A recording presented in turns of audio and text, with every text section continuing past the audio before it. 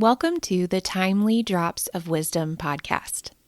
I'm your host, Jessica Carmon, founder of Resourced Apothecary, where we are asking you to rethink how you refill your cup. Resourced Apothecary offers sustainable practices and products to help you deepen your connection to yourself, your community, and to Mother Nature. Here in this podcast, I'm sharing the plant spirit medicine I receive from the plants and the land. The plants share their wisdom through messages and actual medicines. We'll discuss both in detail. In addition, I provide sound healing and guided meditation to help you connect in with the plants in your unique way. And I offer suggestions for integrating all of this into your life with rituals and practices that are both manageable and powerful. I'm thankful you're here. Let's get into today's topic. Hello, dear listener. I'm not sure if you are aware how excited I am for Marigold season here at the Resourced Apothecary, but I have a feeling you probably are. For the rest of March and through April, we are really digging in on the wisdom Marigold offers and exploring the Marigold medicines I've been guided to make. Part of this deep dive includes replays from the archives of this podcast.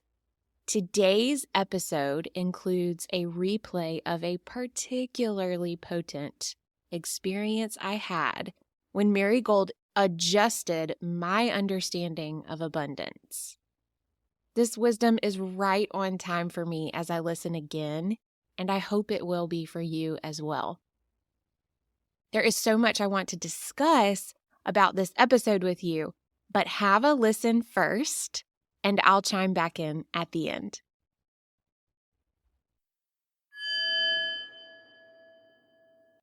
In the fall, when I went to harvest Marigold, she taught me a big lesson about abundance. I said hello and made an offering, and I asked if she still wanted to be part of the bath teas that I planned on making. And when she said yes, I clarified that would mean I would be gathering a lot of petals. She said she invited me here to take what I need. I said thank you and started my mindful harvest.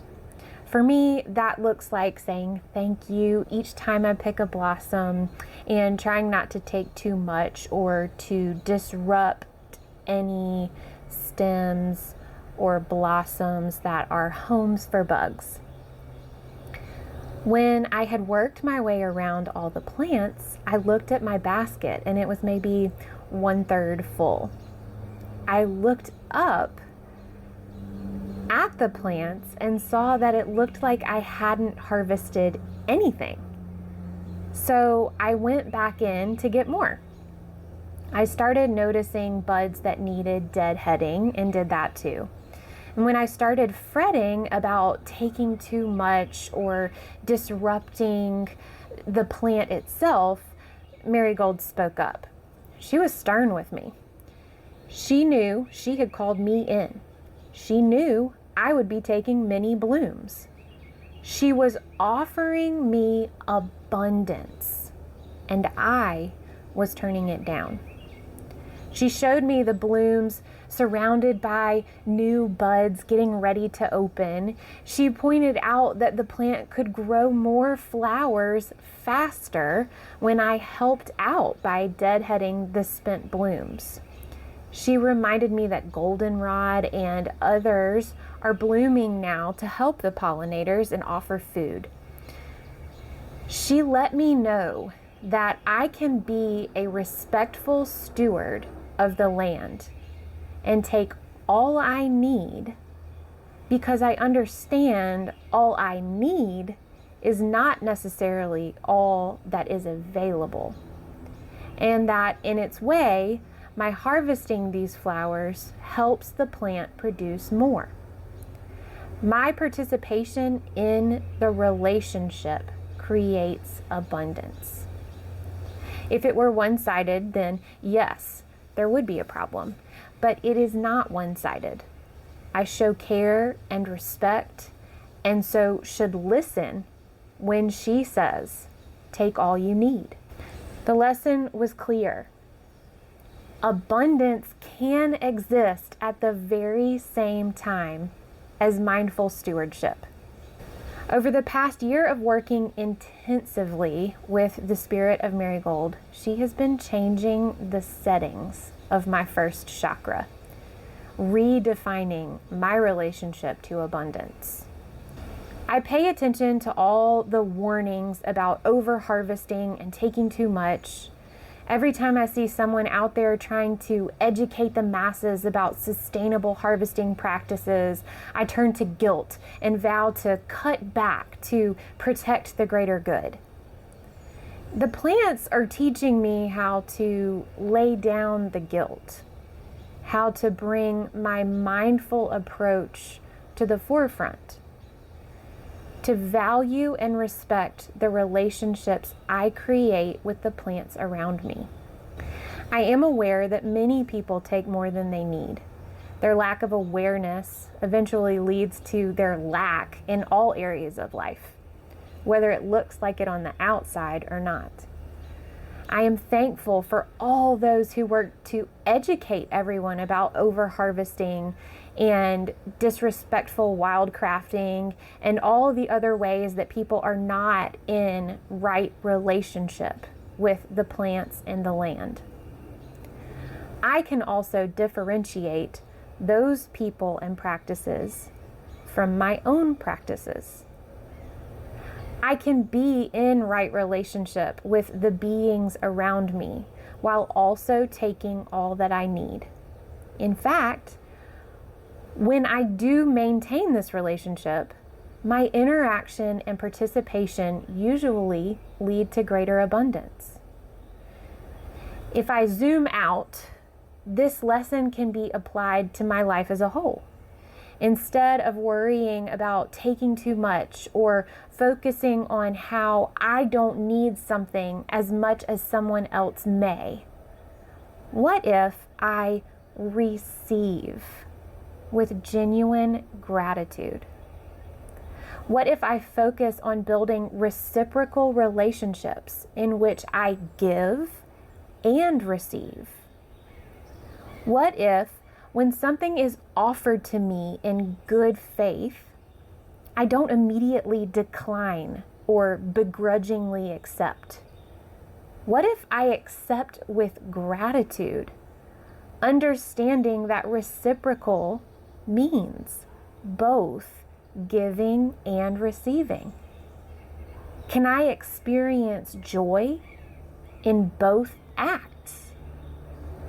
Can I experience gratitude in both acts? Can my receiving a gift from another be a blessing in itself? What about you? Are you open to receive? Truly open? Could you use some first chakra healing and balancing to allow a greater feeling of safety when receiving? Can you see yourself as worthy and deserving of reciprocal relationships? I know I am still leaning on Marigold and Rose too for help in recalibrating my conditioning around receiving and worth. I'm thankful for their medicine and want to remind you that when you are ready to be in relationship with these wise ones, they are ready to support you. It feels like everywhere I look, the topic is manifestation. How to manifest your dream life. Manifestation in 5 easy steps. Did you manifest it or is it your privilege? And on and on. After that bit of wisdom from Marigold, I wonder how much of the work is manifesting and how much of the work is truly seeing the abundance around us, truly seeing what is already available and being open to receiving it. I do want to acknowledge my privilege here. I am coming to this conversation from a place of having all my fundamental needs met. That in itself is a blessing. I know there are many who don't have those same blessings. Here is where Marigold's wisdom really helps me, though. When I think of those who don't have the same access or resources as me, I tend to get upset, to feel guilty, and to shrink. Marigold is showing me that is not the way to help anyone. Nobody benefits when I shy away from the abundance I have access to. Nobody wins if we don't receive the resources and the benefits and the blessings coming to us. Alternatively, being open to receiving, appreciating and respecting the abundance in our lives attunes us to the frequency of abundance. We start to see it everywhere, not necessarily because it isn't always there, but because our focus was on other things. This idea of focus can be tricky because what I'm seeing lately is old patterns coming up and shifting my focus, what seems like just a little bit, but throwing me off completely. For instance, everything seems to be getting so expensive. That makes me uncomfortable. I start thinking about how I need to be more mindful about what I buy and what I consume. This is where I need to be careful what direction my focus takes. I can start worrying about every dollar I spend. I can feel anxious about how fast we go through groceries this week or the bills that just keep coming in. Or I can double down on gratitude and awareness. This is a muscle and it must be trained. Trust me when I say we are learning together. But yeah, I can't change the price of groceries. I can remind myself every time I see that total at the checkout, I am so thankful to have the ability to make this purchase. Alternatively, when I am unable to afford something, what a bummer. I really want that, but I want to make a smart decision here. Let me zoom out and get curious. What do I really need here? How else can I get my needs met?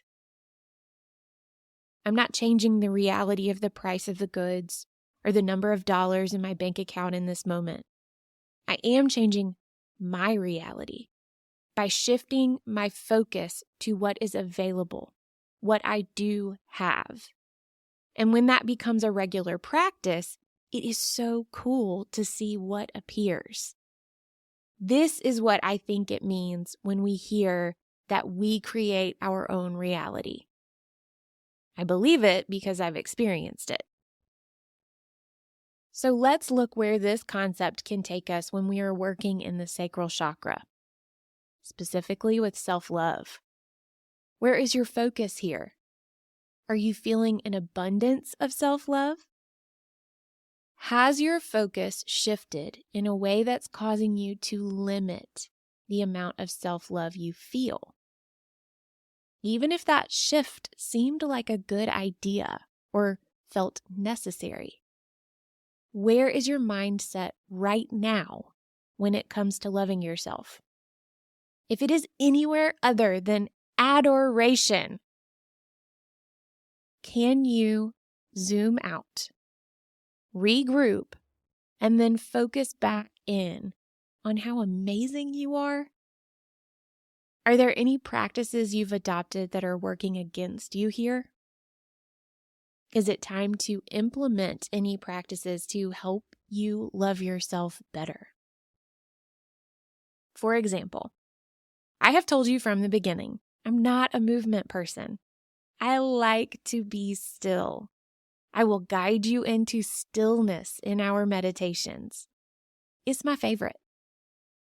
Lately, though, my body is showing me through physical symptoms that it needs attention. As I get curious about what it needs, I am coming to the realization that I'm ready to move. I'm ready to offer a movement practice to my body as an act of self-love. Not because I need to change my shape, not because I'm broken, not because I've been doing it wrong, but because I love myself and my body is asking for movement in this season. So I will find a way to create a practice that feels like a gift, keeping out guilt, judgment, shame, what have you, and focusing on giving my body a gift. See how that feels? And what I'm doing is shifting away from focusing on the limitations and discomfort I'm experiencing. Instead, I'm focusing on the opportunities I have to offer myself the gift of movement. I'm focusing on how I can create a practice that feels good and is nourishing. I'm seeking solutions without dwelling on the problem, so to speak. So where in your life can you shift your focus and tune back in to the abundance available to you?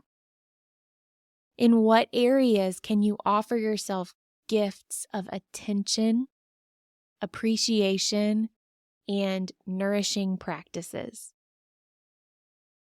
Let me know. Send me an email or tag me on Instagram. Where's your shift? We've got a meditation coming for you next week to go deeper on all this. Marigold flower essence has been a wonderful ally in this work as well. It's available in the Resourced Apothecary online store. I'm also opening up appointments to work with me one-on-one, either virtually or in person if you're local. These are great if you'd like individual guidance. You can schedule a complimentary consultation in which we'll chat to see if we're a good fit and how best we can work together. And then I can build a customized support plan for you. There is a section on my website called Appointments, Workshops, and Group Sessions where you can find links to the complimentary consultation as well as vibrational energy healing sessions. And I encourage you to reach out if you have questions. I would love to answer them and help you pick what would be best for you at this time. I am thankful to be a resource for you, whether it is through this podcast, in group sessions, or one-on-one. Thank you for showing up. Thank you for receiving Marigold's wisdom. Thank you for shining your light. Big love, my friend.